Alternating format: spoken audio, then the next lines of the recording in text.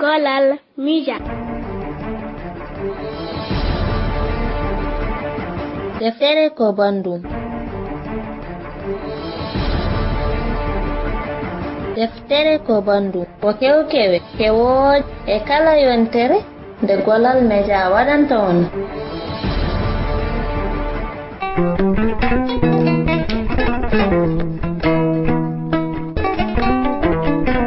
Parce que alors l'expression peul c'est ça andi à anda à andang. Si tu sais que tu ne sais pas, tu sauras. Ça anda à anda à andata. Si tu ne sais pas que tu ne sais pas, tu ne sauras pas. Le poète dit Allah sekani mingindi yalla gindi sekata mayo. Alors ça c'est une parole. Souviens-toi qu'en Afrique, un vieillard qui meurt, c'est une bibliothèque qui brûle. Dikananina, Tchokoroba Manasa, Donisebe, vous ne faudrait pas confondre le mot vieillard avec un homme chénu. En Afrique, un vieillard, c'est un connaisseur. L'homme qui possède la connaissance est un vieillard, et c'est pourquoi on dit qu'il y a des vieillards de 17, 18 ans, et il y a des jeunes de 70 ans. Des mots fou. Sappo joyi duujal hitande sappo jeenayi capanɗe jeenayi e goho sappo joyi duujal hitande ujunajiri e nogas waɗi joni duuɓi nogas e jeenayi ko oɗo gorkajo yalti aduna en garani hollidde rendo ngo holi gonnoɗo o gando laatinoɗo e nder Afrique kanga meeri ha tengte rendo fulɓe o gorkajo mo dañani dakmitade ma taskade ayaw bamum kono kadi o dañino heɓɓitede guila ko suka on laatinoɗo ha joni bam makko waɗi ko kañum jibinimo e duhol deke en paami ko Tijani Amadou Ali Thiam bab makko wiyete ko Hammadi Paate yum makko ko Kadija Paate Pullo Diallo deke en paami Amadou Hampate Ba. Et alors j'ai pu m'enrichir en écoutant les vieux de tous les pays et ajouter au fait que je suis né dans une famille de traditionalistes. J'ai perdu mon père naturel, je l'ai perdu quand je n'avais que 3 ans, mais ma mère s'étant remariée à un chef de province, et ce dernier m'a adopté. Et or, sa maison est on peut dire que c'est l'école pratique. Et comme cet homme m'avait adopté et fait de moi son premier fils, et alors de telle sorte que j'étais toujours à côté de lui, et de très bonne heure, j'ai pu entrer en contact avec des choses sérieuses. Amadou Hampate Ba ko kunjunoɗo e gandal gila ko suka seede mum ko deftere makko nde o windi e ɗemgal français titorinde étrange destin de Wangre koɗagu hoddiro Wangre nde ganduɗa ko joom cimtulo e hoore mum waɗi mo fidu fellinimo gurdam mum gila omo yaara e duuɓi 12 on hollitimo nde hutorto inde Wangre nde e nder cimtol ngol o wasa wadde hen inde mum andane nde Wangre waɗatamo fidu nde yeehi kena abbo e lebbi kewɗi jamma fof on ina tindanamo ina duusire hoddu Amadou Hampate Ba ina winda Wangre ko kursinnoɗo mo wonno sibu kanko e kamu Amadou Hampate Ba koɓe sehilaɓe kattude kanko Amadou Hampate Ba omo heewi wiide wona min ɓulni ma waɗi hono pefol étrange destin de Wangre komi pillanaɗo no ɗum yaruno on wimo mami fillane dartolam mi rokkuma inde Wangre kutoroɗade e nder deftere nde janggo e jaam somi yiyaka moftana aduna deke en paami kala ko mofta e aduna ina nafa ha heddi tikkiri e jaam fa no hakkillanti o wiranoni am edduha yaasi an ɓurne vraiment kone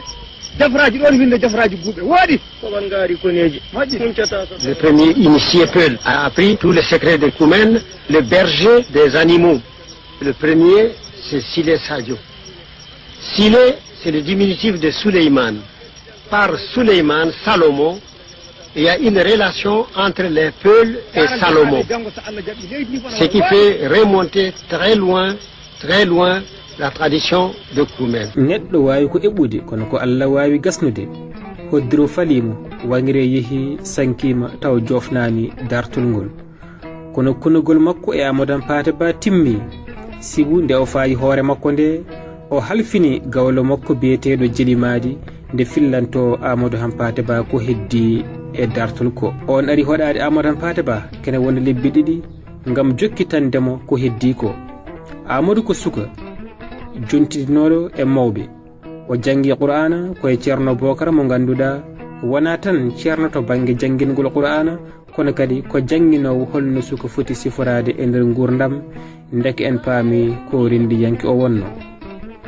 Amadou Hampâté Bâ ko kurminnoɗo jojjande aade kadi ɗoftiɗo ɗum nde wonno omo wiyanno kala ko Allah tagi ina jogii hakke hay hayre neɗɗo welatake tan heɗa ɗum e dow belade. Omo wi hay e nder rendo fulɓe so neɗɗo yiɗi siroyde baaji lekki alay sago wooda ko nawori waɗa e lekki ki ko nande gawri. Omo wiyanno yimɓe ɓe woro kuɓɓin pittali jawdi won fa hande yimɓe meeɗa mbiya hakkude jeeri e waalo on nani jeeri e waalo woɗen andi jeeri e waalo eyo Sile Sadio kanko woni jiiɗo kumen arande kanko janginta yimɓe a yii limaɗo wondi e sasama ndiyam a yii adiɗo fuu yiitude ɗum so yaadi e kumen ha yettoyi suudu foroforondu woni debbo kumen yo kanko halfina sirru kosam jokkuyam hurr wi hurr hurr hurr hurr hurr hurr fitan fiiran fiili filli filti ɗum woni konngol nayi fa hoggo uddito wotere ɗo sabu sirgal yo ni jihaji nayi ɗi mbam tongorongo bien mbam tongorongo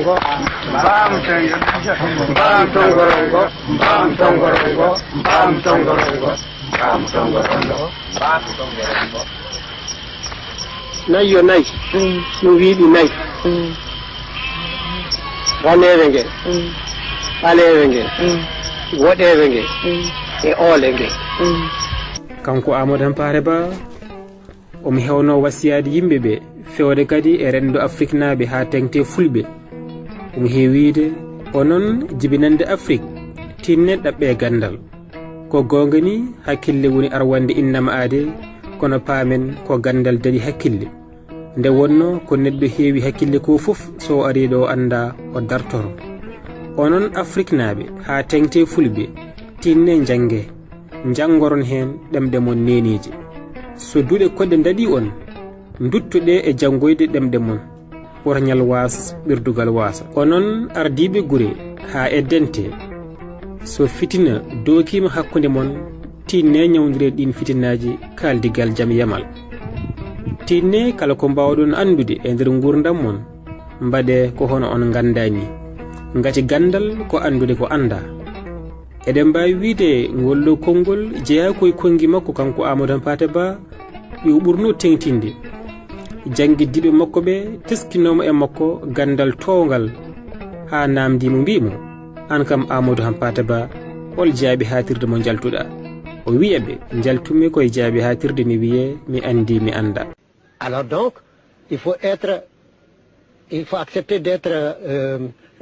l'un à l'écoute de l'autre. Et au moment où l'Européen écoute l'Africain, il faut qu'il cesse d'être européen pour être un élève ne connaissant absolument rien, accepter qu'il ne sait pas. Et alors parce qu'on dit chez nous, celui qui sait qui ne sait pas saura. Celui qui ne sait pas qu'il ne sait pas ne saura pas. Et il y a on a fait ça comme un petit poème peul. Et dunya neɗɗo kala dañanko jeyi so wonto yi koma ko am koma waɗɗo yima kam mi lamɗo yoɗo ma ko ɗum wonnoyta nden no nden ko am. Sur cette terre chaque chose doit avoir chaque être doit posséder quelque chose. S'il advient que ce qui est à toi, ce qui est à moi est à toi, force est pour moi de te demander quel va être pour moi. mawɗo o wi e nder Afrique so nayejo maayi ko deftordu sumi hewɓe ina ngakki famde ko paadetimi e ngollo konngol e wiide makko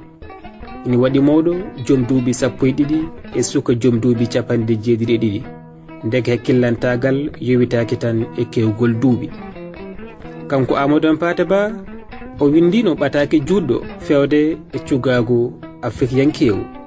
e nder ɓataake he e tongol tan omo wiya heen kaldo e mon o koye gooto e adiiɓe jibineede e nder teminande nogas ɓiire ndeke o wuuri ko juuti hono gandirɗon ni jiiruɗon e nanirɗon e nder windere nde yidde makko fof ko wonnode wittiyanke duumiiɗo janngo duumiiɗo e ɗomɗeede jangde ko onon kaldarmi sagataɓe worɓe e rewɓe wonto yoɓe mawɓe janngo jeeytoytoɓe e munnoɓe pine ɗe gona naftooje taw ko anduɓe wadde jikkuji ɓuyɗi naftooji jogitaari gurdam neɗɗanke way kono lekki mawki ni dumbideki way kono wartade ni ɗaccude pinal mum fasno pinal janangal taw a wonata ɗum ha abada ɓoyde leggal e ndiyam noon wattata ɗum nooru cugaagu afrikiyankewu mbaye hono no kiin lekki ni towki ko giye mum bertori bange fof lekki kadu jinki e ɗaɗi mum ñiɓe tuuɗi e goɗɗi ɗi ko hono noonne kadi enenne katto jinirɗen e wonde yimɓe udditiɓe e pini mumen kono udditaniɓe kadi pine goɗɗe ngam yuɓɓinde ngal ɗo gollal mawngal eɗen katto jini e jogitaji ɗiɗi kimmuɗe ko adi fof ko luggiɗinaade hisnude ɗemgal mum neniwal jogitaare ndi hono mum ala wonande fina tawa leñol caggal ɗum ko jogade gandal kimmungal e ɗemgal jimandiyankeewal. Ce sont ceux-là qui sont intéressés dans cette chose parce que c'est dans la circoncision parce que ce sont eux qui sont les vrais responsables de l'enfant. Et alors dans cette chose on fait la généalogie, on chante et alors par exemple on dit hulali hulali miye nima hulali jango miye nima dogali dogali miye nima dogali jango miye nima. Je m'excuse, j'ai pas une bonne voix. Bon, et alors ça veut dire si tu n'as pas peur, demain je te ferai un cadeau. Si tu n'as pas eu peur du fer, du couteau du forgeron, demain je te fais, parce que c'est le forgeron qui circoncis. Si tu n'as pas peur du couteau du forgeron, demain je te ferai un cadeau et tu ressembleras à ton grand-père qui n'a pas eu peur de la lance de tel jour. Alors là on cite les guerres, alors c'est toute l'épopée qui se mêle. Amadou Hampâté Bâ are aduna ko hedde kitale ujunere e temedde jeenayi ujunere e temedde jeenayi e goo to Bandiagara e nder nokkure men nonde wonde laamorgo laamu tekruuru nder Masina bammakko wiyete ko Hampâté Bâ yummako ko Kadija Paté Pullo Diallo o mawni ko juuɗe kawmakko kono Tijani Amadou Ali Thiam ɓamtunoɗo yummako caggal sankare bammakko. Amadou Hampâté Bâ idi nadde jangde Qur'ana Karim koye duɗal Ceerno Bocara mo tuubakoɓe ƴettuno ina jangina to école Bandiagara caggal ɗum to jenne e nder hitande 1915 o dogi kanko Amadou Hampâté Bâ o tawtoyi yummakko to kacci ɗo jokki jangde makko e nder hitande 1921 o sali nadde école normal Gorée ngam noon pindemo gouverneur fettimo Ouagadougou yo won toon bindow e muddo bawɗo sekede e kala saha. C'est une danse des captifs peuls mais que de nobles peuvent danser, mais alors c'est vraiment de la gymnastique. Et alors chez Sam par exemple c'est très rythmé. Par exemple on dit Samba jo aulan leidina sa hulata ripula ungara e Samba jo aulan leidina hulata ko ulan leidina. Alors lui il se met à ce temps-là à marteler parce que dans la musique africaine initiatique c'est le danseur qui guide la musique. C'est lui qui règle la musique selon qu'il est actif ou qu'il est fatigué, qu'il est passif, et la musique le suit. C'est pourquoi la musique africaine cesse sans transition. Ça dépend de la résistance du danseur. S'il est fatigué, au moment où s'il est fatigué brusquement, la musique s'arrête en tant qu'avec lui. Ça ne fait pas une suite comme ça. tuggi hitande sappo jeenayi no gasa ɗiɗi ha sappo jeenayi capantati ɗiɗi 1922 à 1932 o gollenimo colonial ɗen Haute Volta ɗo wiyete hande Burkina Faso. caggal ɗum o golli to Bamako ha e nder hitande sappo jeenayi capanɗe nayyi e ɗiɗi 1942. e nder hitande sappo jeenayi capantati e tati 1933 o hokka hirju lebbi 6 stage ɗi o waɗi to Ceerno Bocar hono ceerno makko. o fetta IFAN duɗal Frayse kalfinangal Afrique ɓaleejo. e hitande sappo jeenayi capanɗe nayyi e ɗiɗi 1942 e ballal Théodore Monod o waɗi toon wittoji o winditi aadaji jangtaari. duuɓi 15 omo winde deftere Empire Peul du Massina hono laamu fulɓe Massina. o heɓi bourse UNESCO e hitande sappo jeenayi capanɗe 1951. o yehi Paris ko toon kadi o andodiri e gendiyankoɓe hewɓe Afrique naaɓe. Ou bien les autres disent c'est ere. Alors là il dit ere de ere nana injo ere nana sajode, qui ne veut absolument rien dire. C'est comme si on dit tra la la la la la la la la la la tra la la la la. Mais ça permet au poète d'enchaîner. Quand il dit ere nana injo ere nana sajode, le poète dit Allah se kani min gindi yalla gindi se kata mayo. Alors ça c'est une parole. Alors il dit ere qui ne veut rien dire. Alors lui il dit c'est Dieu qui nous inspire, et de cette inspiration nous faisons des poésies qui sont si fortes et si élevées qu'elles creusent des fleuves et font des méandres. Allah se kani min gindi yalla gindi se kata mayo sajode, et ainsi de suite. Alors vous en avez toute une gamme pour montrer comment les chansons sont conservées. e hitande sappo jeenayi capanɗe 1960 nde Mali heɓi jeytare muɗum o sosi kanko Amadou Hampâté Bâ duɗal gande aadeje Bamako. o jooɗani leydi Bamako e batu kuptodingu UNESCO. omo jeeya kadi o golliɓe ngam wottiɗinde mbindin ɗemde Afrique e hitande sappo jeenayi capanɗe 66 tengte Pulaar Fulfulde. o wattindori ko Abidjan omo rendina duttorde ɗe o faggino e gurdam makko e ballifugol defte yeru ko wayno Am Kulel l'enfant Peul, Oui mon commandant. ko ɗon kadi o sanki e nder lewru mai hitande sappo jeenayi capanɗe jeenayi e goo ma mbiyen 1991 ndegi musidɓe tedduɓe ñalawma arte bandum. Là il faut oublier absolument, il faut te vider de tout ce que tu sais pour apprendre. Et alors là c'est là où on vous dit il faut savoir qu'on ne sait pas, savoir anda à anda. Parce que alors l'expression Peul c'est ça andi à anda à andang. Si tu sais que tu ne sais pas, tu sauras. Ça anda à andata. Si tu ne sais pas que tu ne sais pas, tu ne sauras pas. teskame makko wondemo pertuɗo donɗo hakkillantagal jumtugal wittiyanke dowrowro ko nder hitande sappo jeenayi capanɗe 1971 kanko Amadou Hampâté Bâ o felliti jokkude jilluji makko jowetiɗi e wittoji. o serani e danle wittu ha nder afi o fooli mo liɓi mo tampini mo. Amadou Hampâté Bâ ɓami windude gila omo woni suka tokkoso tawi o suwa natande cagatagal timmugal. suka to banggue duuɓi kono kadi ko mawɗo to banggue hakkillantagal. ko doƴannoɗo e bindol o hinkiƴino hen ha jamma wajobina. o darani kadi rentinde coñce fulɓe jimi e jimɗi cifte e daari pulereje payka teŋti kadi e coñce jangtare. ittude ɗum coñce jangtare e guinde ɗum e coñce bindare. kursude kadi joppade Pullo Diallo fadani tan ha runkiti walla ha ciltirde gurdam mum wi ina ummano rentinde coñce Pulaar. omo joguino kanko Amadou Hampâté Bâ ñeeñal e perdam humpitade e wittude yoge gueɗe aadaji fulɓe. omo yuɓɓinannoni jime jewte e nder radioji ha e téléji jewte jowetiɗi e wittoji makko ɗi o wanno. koye ɗen golle pattam lame renndo ngo hormirimo yiɗiri muɗum ɗen golle o teddina o woni gittanaɗo gueɗal nokkor suuɗo nene takko dunde guelajo helle mani hewno wiide ni so neɗɗo woni nafo nafto bandum en leñol mum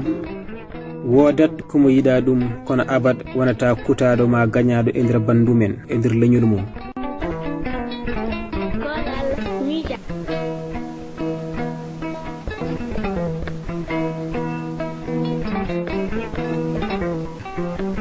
e nder deftere makko titoyinde étrange destin de Wangre hono kodago hoddiro Wangre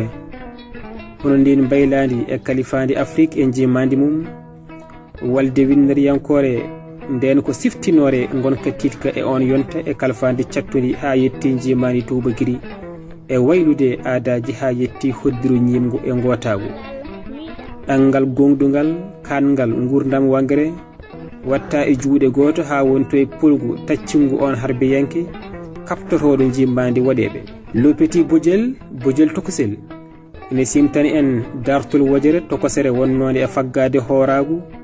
caggal wontude ɗum neɗɗo kono kadi ko kiidal e podoje belade makko mawɗe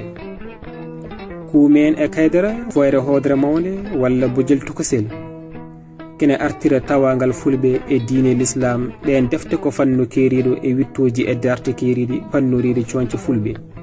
jeddo dewal yummum deyre holliri hitande 1985 1985 lepti dow fulbe rokki faccuru e dow yiyande aduniyankore ko faate muso koroni dewel nayiwel tinde cifti am kulil l'enfant peul cukoril pullo ko ɗum bindande kadi cañide jaltude e lebbi jeegom caggal mayde makko deftere nde ko deftere luutire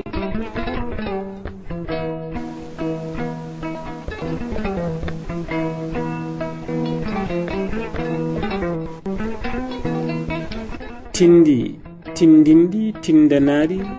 wonori ko gonɗuɗi jamma tindam ko dartol belgol so jamma dabbuni jettima e jowtendi majji e waktu lelɗo ɗon ɗo belade gaccita ciftiyam ko tindi beldi hettade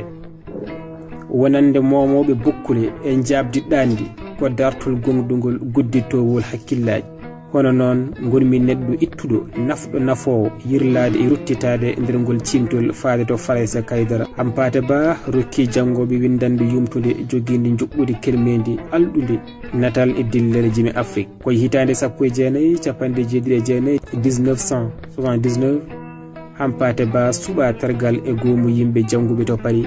sanga nde o yalti e TF1 en télévision française e nder hitande 1960 no yehi toon to Abidjan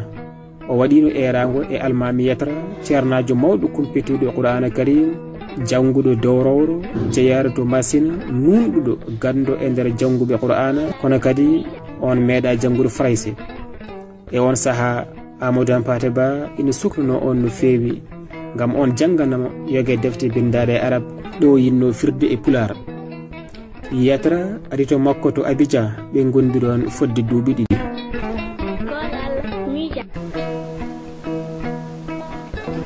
musidɓe tedduɓe hettiyankoɓe deftere ko bandum Gonal Média Amadou Hampate Ba e nder juuteni gurdam mum foof yidde makko ɓurde tabidde e jalɗude wonno ko hollirde ɓuri tengtude ɗe coñce jogui tambiri ɗemgal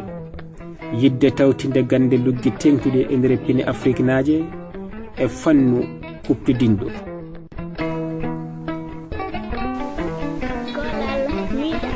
musidɓe tedduɓe hettiyankoɓe Gonal Média yewtere mon deftere ko bandum min ƴeew meftande on huude e jimi Amadou Hampate Ba tawi kadi ina tawe e nder deftere makko wiyetede l'éclat de la grande étoile hono foyre hodre mawde laytre kodal kala guiɗo fuu yo kangaɗo kaadi ɗi gooda cellal so nande heɓi ɗum ko yiɗi yoolo ley mum ne yino looto heddo no leto lootori homo wino weetata aga ina yiɗi ñalbi paya ceddo ko yiɗi maayo rima iɗi kebbina liɗɗi ƴuma ndemri yiɗa njooru ɓola gujjo yiɗa foyre waɗa lootori weeti fa foyre huni cumo ana hula kammo toɓa kammo no hula duule cola ciile jiɗa kure laaña fowru yiɗa yiya yiite wajjuru ley nimre moni lootori lootori cofi mboyi ɓoosaji ngofi lootori lootoyden nawre aga to juggal kanŋe feŋa kaalis hono kaaje cari kiri ene woni coggu wala coggal nayi sambo puni lootori lootori naɓe jawle nawre bela caahune ɓura jawdi tino sabu gujjo ne heewa mara waɗa beyi waɗa baali halo hokke nayi kewɗi falo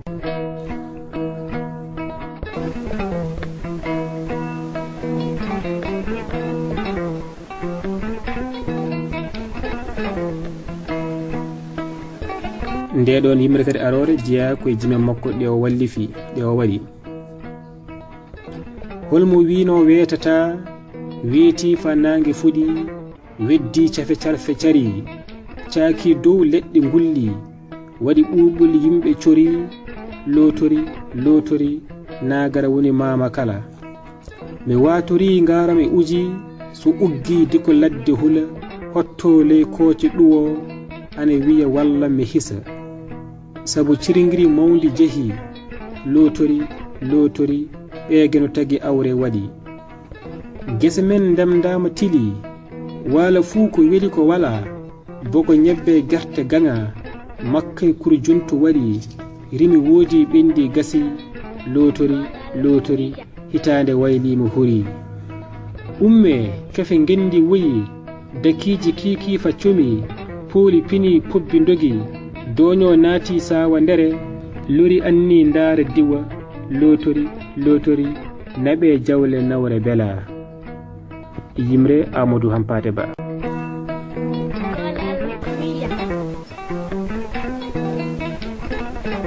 musidɓe tedduɓe hettiyankoɓe Goral Media yewtere mon deftere ko bandum en gari e ciltirde yewtere meɗen kono kadi ko adi keɗen mbaynodira